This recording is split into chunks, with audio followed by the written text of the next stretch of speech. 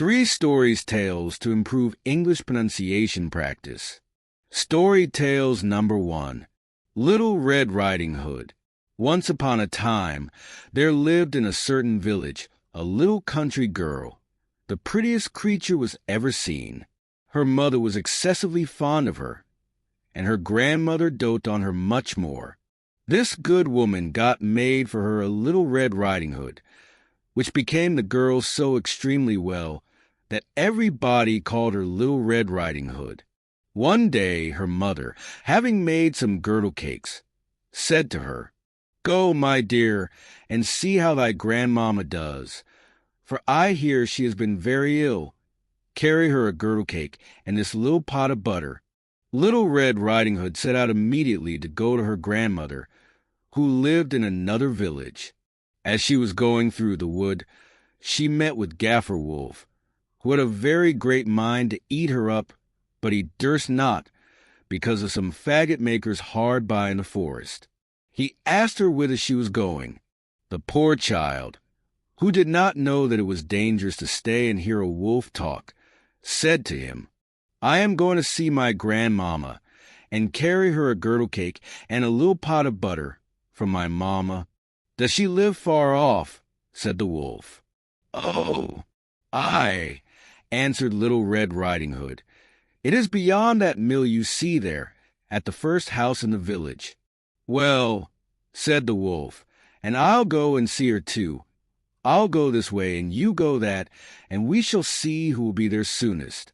The wolf began to run as fast as he could, taking the nearest way, and the little girl went by that farthest about, diverting herself in gathering nuts, running after butterflies, and making nosegays of such little flowers as she met with. The wolf was not long before he got to the old woman's house. He knocked at the door, tap, tap. "Who's there?" "Your grandchild, Little Red Riding Hood," replied the wolf, counterfeiting her voice, "who has brought you a girdle cake and a little pot of butter, sent you by mamma." The good grandmother, who was in bed, because she found herself somewhat ill, cried out, "Pull the peg, and the bolt will fall." The wolf pulled the peg, and the door opened, and then presently he fell upon the good woman, and ate her up in a moment, for it was above 3 days that he had not touched a bit. He then shut the door and went into the grandmother's bed, expecting Little Red Riding Hood, who came some time afterwards and knocked at the door, tap, tap. "Who's there?" Little Red Riding Hood, hearing the big voice of the wolf, was at first afraid, but believing her grandmother had got a cold and was hoarse, answered, "'Tis your grandchild, Little Red Riding Hood, who has brought you a girdle cake and a little pot of butter. Mamma sends you." The wolf cried out to her, softening his voice as much as he could, "Pull the peg, and the bolt will fall." Little Red Riding Hood pulled the peg, and the door opened. The wolf, seeing her come in, said to her, hiding himself under the bedclothes, "Put the cake and the little pot of butter upon the bread bin, and come and lie down with me."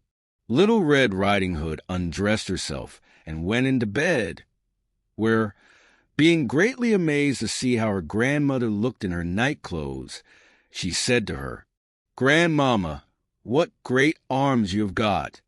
That is the better to hug thee, my dear. Grandmamma, what great legs you have got! That is to run the better, my child. Grandmamma, what great ears you have got! That is to hear the better, my child. Grandmamma, what great eyes you have got! It is to see the better, my child.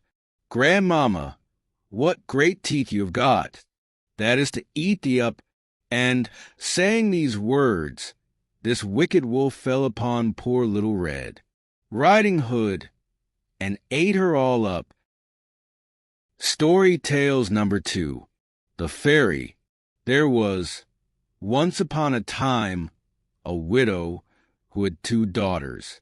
The eldest was so much like her in the face and humor that whoever looked upon the daughters saw the mother. They were both so disagreeable and so proud that there was no living with them. The youngest, who was the very picture of her father, for courtesy and sweetness of temper, was withal one of the most beautiful girls ever seen. As people naturally love their own likeness, this mother even doted on her eldest daughter, and at the same time had a horrible aversion for the youngest. She made her eat in the kitchen and work continually. Among other things, this poor child was forced twice a day to draw water above 1.5 miles off the house, and bring home a pitcher full of it. One day, as she was at this fountain, there came to her a poor woman, who begged of her to let her drink. "Oh, aye, with all my heart, goody," said this pretty maid, and rinsing immediately the pitcher, she took up some water from the clearest place of the fountain, and gave it to her, holding up the pitcher all the while, that she might drink the easier. The good woman, having drank, said to her, "You are so very pretty, my dear, so good and so mannerly, that I cannot help giving you a gift," for this was a fairy, who had taken the form of a poor countrywoman, to see how far the civility and good manners of this pretty girl would go. "I will give you for gift," continued the fairy, "that at every word you speak, there shall come out of your mouth either a flower or a jewel." When this pretty girl came home, her mother scolded at her for staying so long at the fountain. "I beg your pardon, mamma," said the poor girl, "for not making more haste," and in speaking these words, there came out of her mouth 2 roses, 2 pearls, and 2 diamonds. "What is this I see?" said her mother, quite astonished. "I think I see pearls and diamonds come out of the girl's mouth. How happens this, child?" This was the first time she ever called her child. The poor creature told her frankly all the matter, not without dropping out infinite numbers of diamonds. "In good faith," cried the mother, "I must send my child thither. Come hither, Fanny. Look what comes out of thy sister's mouth when she speaks. Wouldst not thou be glad, my dear, to have the same gift given to thee? Thou hast nothing else to do but go and draw water out of the fountain, and when a certain poor woman asks thee to let her drink, to give it her very civilly. It would be a very fine sight indeed," said this ill-bred minx, "to see me go draw water." "You shall go, hussy," said the mother, "and this minute." So away she went, but grumbling all the way, taking with her the best silver tankard in the house. She was no sooner at the fountain than she saw coming out of it a lady most gloriously dressed, who came up to her and asked to drink. This was, you must know, the very fairy who appeared to her sister, but had now taken the air and dress of a princess, to see how far this girl's rudeness would go. "Am I come hither," said the proud, saucy slut, "to serve you with water, pray? I suppose the silver tankard was brought purely for your ladyship. Was it? However, you may drink out of it, if you have a fancy." "You are not over and above mannerly," answered the fairy, without putting herself in a passion. "Well, then, since you have so little breeding and are so disobliging, I give you for gift, that at every word you speak there shall come out of your mouth a snake or a toad." So soon as her mother saw her coming, she cried out, "Well, daughters?" "Well, mother," answered the pert hussy, throwing out of her mouth 2 vipers and 2 toads. "Oh, mercy!" cried the mother, "what is it I see? Oh, it is that wretch your sister who has occasioned all this, but she shall pay for it." And immediately she ran to beat her. The poor child fled away from her, and went to hide herself in the forest, not far from thence. The king's son, then on his return from hunting, met her, and seeing her so very pretty, asked her what she did there alone, and why she cried. "Alas, sir, my mamma has turned me out of doors." The king's son, who saw 5 or 6 pearls, and as many diamonds, come out of her mouth, desired her to tell him how that happened. She thereupon told him the whole story, and so the king's son fell in love with her, and, considering with himself that such a gift was worth more than any marriage portion whatsoever in another, conducted her to the palace of the king his father, and there married her. As for her sister, she made herself so much hated that her own mother turned her off. And the miserable wretch, having wandered about a good while without finding anybody to take her in, went to a corner in the wood and there died. Story Tales number 3. Bluebeard. There was a man who had fine houses, both in town and country, a deal of silver and gold plate, embroidered furniture, and coaches gilded all over with gold. But this man had the misfortune to have a blue beard, which made him so frightfully ugly that all the women and girls ran away from him. One of his neighbors, a lady of quality, had 2 daughters who were perfect beauties. He desired of her one of them in marriage, leaving to her the choice which of the 2 she would bestow upon him. They would neither of them have him, and each made the other welcome of him, being not able to bear the thought of marrying a man who had a blue beard. And what besides gave them disgust and aversion was his having already been married to several wives, and nobody ever knew what became of them. Bluebeard, to engage their affection, took them, with the lady their mother and 3 or 4 ladies of their acquaintance, with other young people of the neighborhood, to one of his country seats, where they stayed a whole week. There was nothing then to be seen but parties of pleasure, hunting, fishing, dancing, mirth, and feasting. Nobody went to bed, but all passed the night in playing tricks upon each other. In short, everything succeeded so well that the youngest daughter began to think the master of the house not to have a beard so very blue, and that he was a mighty civil gentleman. As soon as they returned home, the marriage was concluded. About a month afterwards, Bluebeard told his wife that he was obliged to take a country journey for 6 weeks at least, about affairs of very great consequence, desiring her to divert herself in his absence, to send for her friends and acquaintances, to carry them into the country if she pleased, and to make good cheer wherever she was. "Here," said he, "are the keys of the 2 great wardrobes, wherein I have my best furniture. These are of my silver and gold plate, which is not every day in use. These open my strong boxes, which hold my money, both gold and silver. These my caskets of jewels. And this is the master key to all my apartments. But for this little one here, it is the key of the closet at the end of the great gallery on the ground floor. Open them all. Go into all and every one of them, except that little closet which I forbid you, and forbid it in such a manner that, if you happen to open it, there will be no bounds to my just anger and resentment." She promised to observe very exactly whatever he had ordered, when he, after having embraced her, got into his coach and proceeded on his journey. Her neighbors and good friends did not stay to be sent for by the new married lady. So great was their impatience to see all the rich furniture of her house, not daring to come while her husband was there, because of his blue beard which frightened them. They ran through all the rooms, closets, and wardrobes, which were all so rich and fine that they seemed to surpass one another. After that, they went up into the 2 great rooms, where were the best and richest furniture. They could not sufficiently admire the number and beauty of the tapestry, beds, couches, cabinets, stands, tables, and looking-glasses in which you might see yourself from head to foot. Some of them were framed with glass, others with silver, plain and gilded, the finest and most magnificent which were ever seen. They ceased not to extol and envy the happiness of their friend, who in the meantime no way diverted herself in looking upon all these rich things.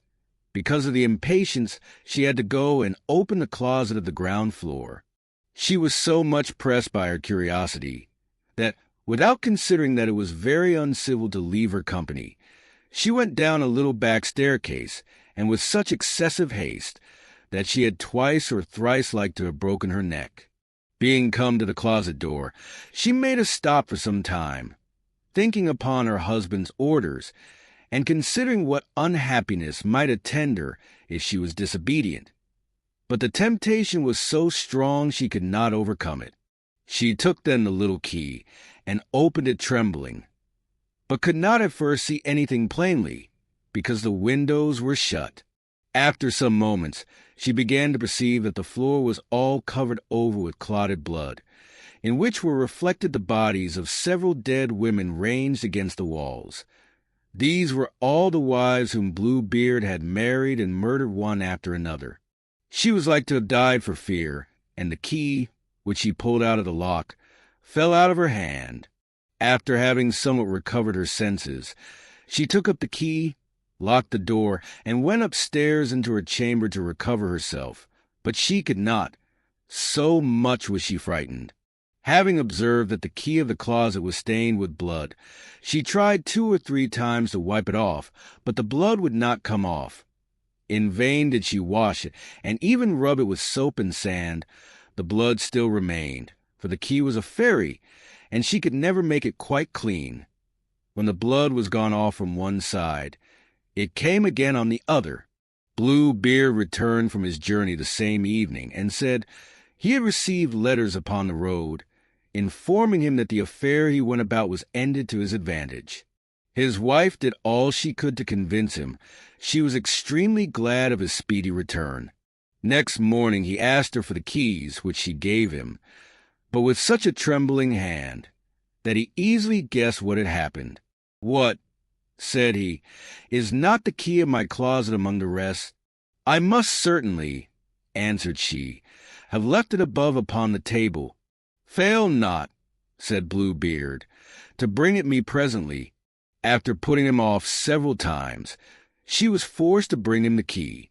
Bluebeard, having very attentively considered it, said to his wife, "How comes this blood upon the key?" "I do not know," cried the poor woman, paler than death.